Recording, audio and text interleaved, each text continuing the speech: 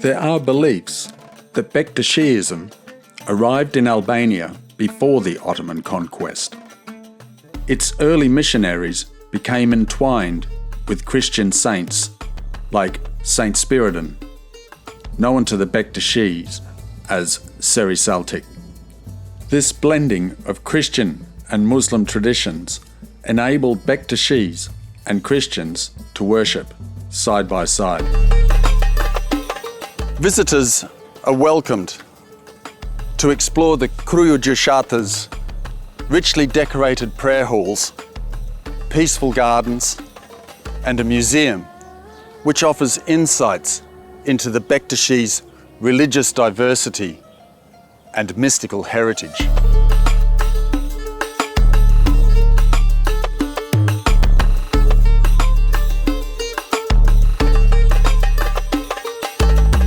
Like many faiths around the world, 3 is an important number to the Bektashi. In Christianity, there is the Father, the Son, and the Holy Ghost. To the Bektashi, there is Zoti, God, Muhammad, the Prophet, and their most important Imam, Ali. This Holy Trinity made it easier for the Balkan Christians to understand Bektashiism, and paving the way for Sunni Islamic teachings when the Ottoman Empire expanded.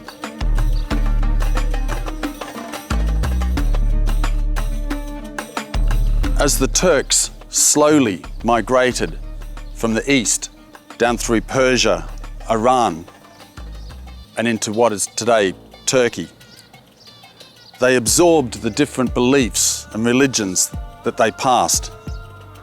And it was in the 13th century that this man, Haji Bektash Veliu, incorporated them all into what is today Bektashiism. Later, in the 15th century, it was formalized as the religion that we know today.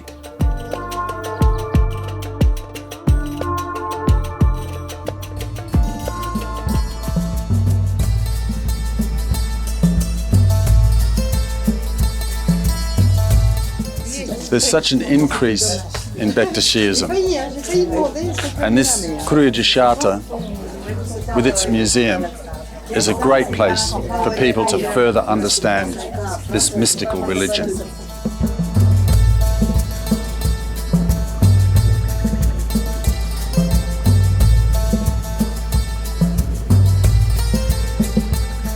It's a wonderful modern museum with so many great exhibits, which I'm sure are going to help us further understand Bektashi. The Bektashi order gained substantial influence in the Ottoman Empire through its close alliance with the Janissaries, the elite imperial guard. Composed largely of Christian boys taken hostage through the devshirme system and forcibly converting them to Islam. The inclusive and syncretic nature of Bektashiism made it easier for these converts to reconcile aspects of their earlier Christian faith with their new Islamic identity. And formal ties were established between the two around 1591, when Bektashi dervishes became the spiritual guides within the Janissary corps, akin to an army chaplain. The empire conquered new lands, and as a result, the Bektashi order spread across the Balkans. Early Bektashi dervishes in the Balkans played a greater role than just religious leadership. Their teches were the centre of social activity and support, providing food for the poor and spreading compassion and tolerance rooted in their divine principles. In the Kruju Gjashata and every teche, there are these small, round, domed buildings.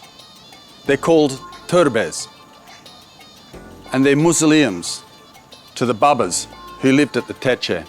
They're also the place where the Bektashi pray.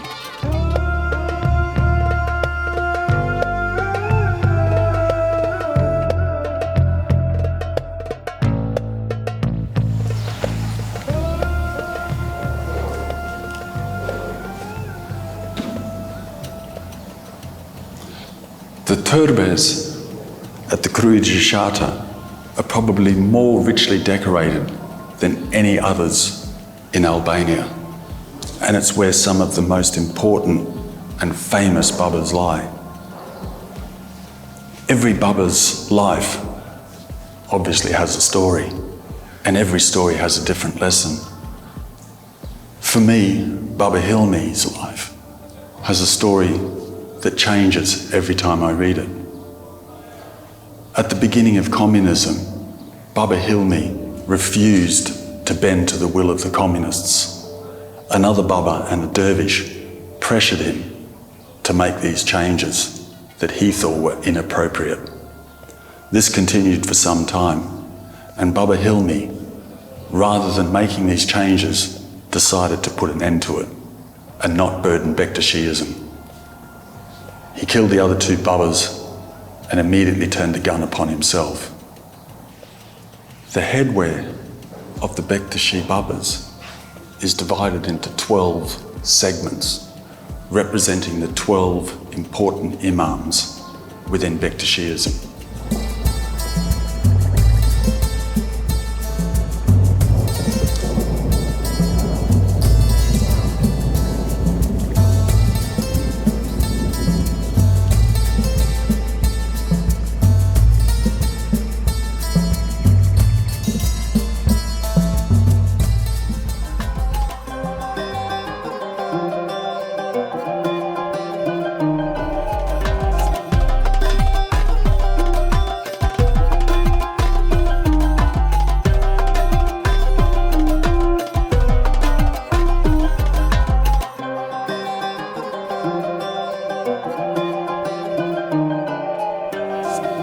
The Bektashis, with 1 foot in Sufi and 1 foot in Sunni, and also the principles of Christianity, Judaism, and other faiths, allow them to create a bridge between these different religions and keep dialogue open and peace in Albania.